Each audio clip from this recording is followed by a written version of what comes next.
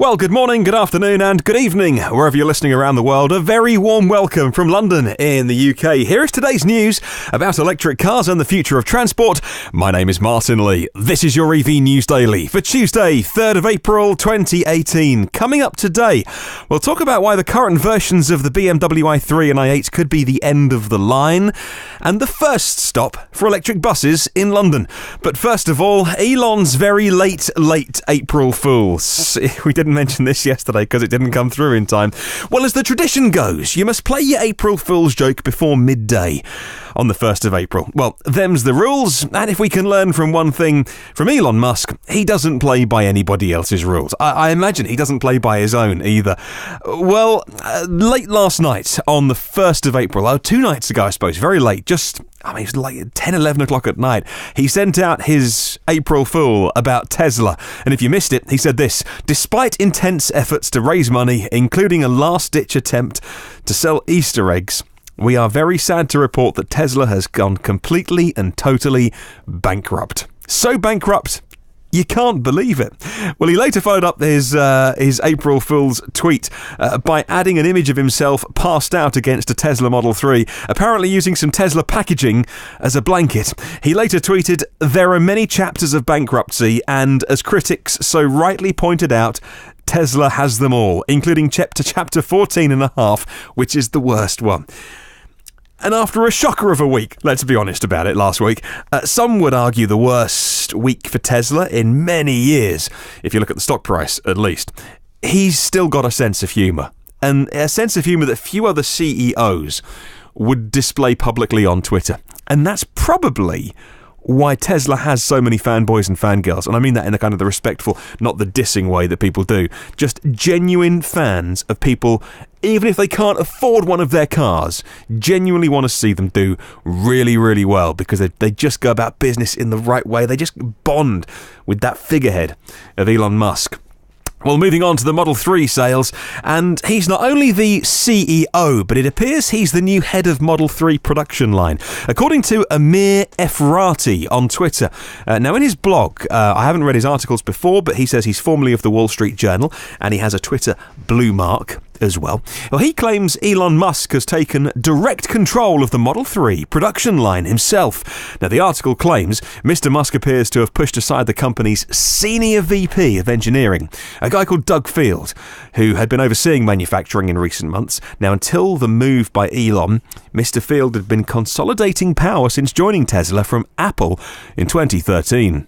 Mr. Musk had given Mr. Field several chances, this article says, to raise the Model 3 output, but the company has repeatedly missed its Model 3 production targets over the past year, including after Mr. Field took over manufacturing. And that's where the article ends. I can find nothing else online about it. Maybe since we record this podcast, more articles spring up, confirming, denying it. That's the only thing I can find about it. It would be a huge piece of news, with Elon, as you know, splitting his time. It was sort of 40% Tesla, 40% SpaceX, 20% other projects. But you wouldn't be surprised that with kind of SpaceX having success after success after success, even if the boat Mr. Steven can't exactly catch the bit it was meant to catch, SpaceX is really going some at the moment. And you kind of think, well, maybe he'll just devote maybe 80, 90% of his time to Tesla. I'm sure the board would like 100% of his time. Well, at 12:01 Eastern yesterday, that's a funny old time to send an email, almost like a timed email, almost like he had to wait until the first day of a new quarter, the first minute of the first day of a new quarter, unless he genuinely was up and working at 12:01. Well, this was the email that he sent to Tesla staff about the Model 3 ahead of the earnings call, and he saying the ramp up to this level to reach 2,000 Model 3s a week for the has been extremely difficult, but Elon noted, "We are finally here. It took 5 years to reach 2,000 a week for the S and X combined, but only 9 months to achieve this output for the Model 3. And that's what he wrote in this email. Not that I've seen it, but that's what's been reported. And by finally here, he means 2,000 Model 3s a week. It was back in January that we heard they were pushing back the 5,000 a week target by 1 full quarter, meant to be doing that by now. At times last year, it was going to be done by Christmas. Anyway, that was pushed back. By now, we should have been 2,500 Model 3s a week. and it looks like it's 2,000. Or, actually, if you read his email, it says, it's been extremely difficult. We are finally here, but we have exceeded 2,000. So he could be 2,500 a week. That's the curious thing about those targets. Everyone has an opinion on them, but where do you stand? Should Tesla and Elon Musk just say, we're going to make 1,500 Model 3s a week by the end of Q1? That way, it would have been an easier target, they would have smashed it, everyone goes, wow, you smashed the target, well done. Or is it better to shoot really high at a number which, maybe you got 5% chance of hitting it, but it's a big target. You got to get all the automation systems, everything working right. But then if you narrowly miss that target, you actually end up doing better than setting the average target in the first place, because everyone's been stretched. So is it better to do that? And then, of course, Tesla is a public company, a publicly traded company. So you then take that into account and go, well, normally public companies have to give realistic guidance. They have to. Them's the rules they have to play by. Nah, it's going back to the rules that Elon Musk wants to play by. We'll see. We'll find out on the earnings call really soon. Well, Bloomberg recently predicted 1,200 Model 3s a week, which if they have smashed it, that would be massively embarrassing for Bloomberg as an organisation, which has recently been pitching themselves as the de facto Tesla tracker. If you remember, they have that little tracking tool online, monitoring the registered VINs and things like that. So if Bloomberg have been out by like 1,000 a week, yeah, that's a bit of egg on face. Well, finally on Tesla for now, an article on the Tesla Motors Club said that investigators working on the Model X crash in California were really unhappy with Tesla this week. The NTSB didn't appreciate Tesla revealing the black box data, and the facts revealed by Tesla, the driver had been reminded to put his hands back on the wheel, and he hadn't done, and that autopilot was engaged at the time. Well, Elon Musk responded to the NTSB via Twitter, pointing out that actually the NHTSA are the regulator for cars, not the NTSB. He added that Tesla releases critical crash data affecting public safety immediately and always will. To do otherwise, he said, would be unsafe. So these investigators got a bee in their bonnet and tried to own Elon a little bit, and he owned them right back, saying, actually, you're not even the body that regulates this. So we'll carry on releasing the data. Thank you very much. Well, moving on, and on the podcast, we've talked recently about the difference between electric vehicles and electric miles, and why it's important to electrify the vehicles which travel the farthest, and sometimes the dirtiest as well.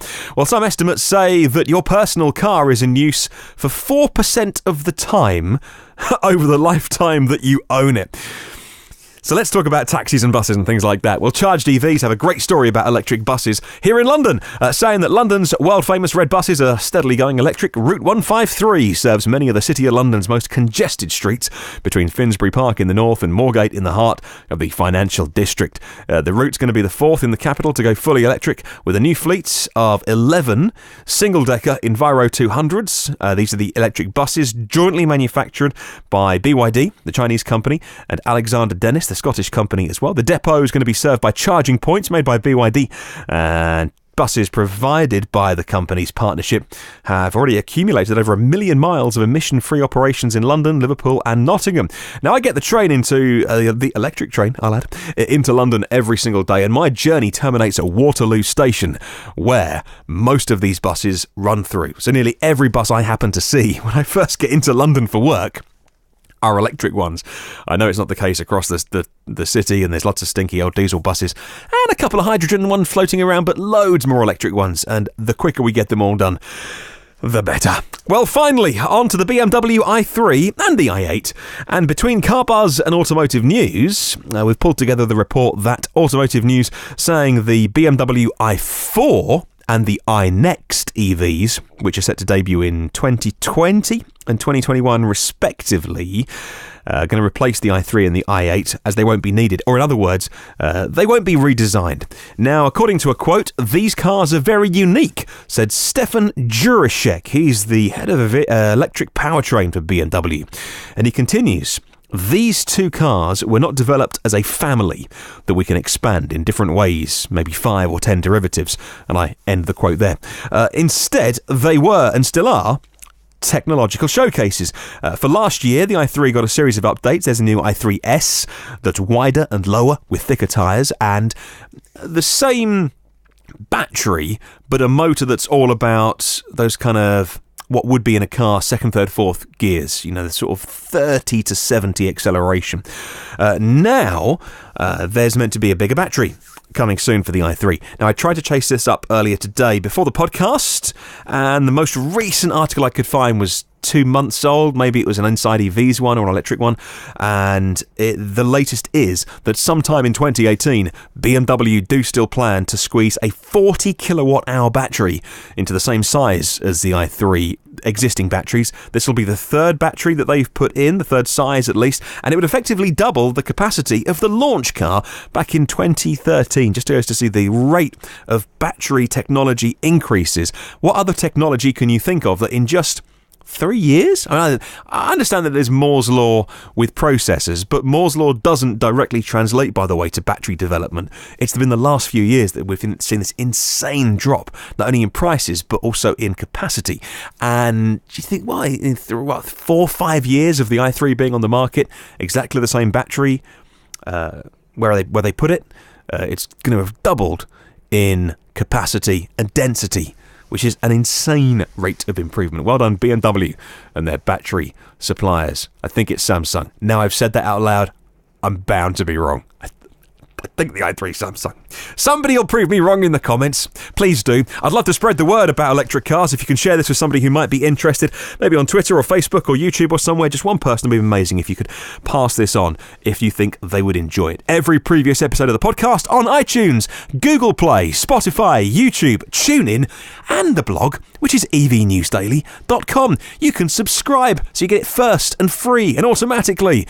And on Twitter, I'm at evnewsdaily. Have a wonderful day, and I'll catch you tomorrow.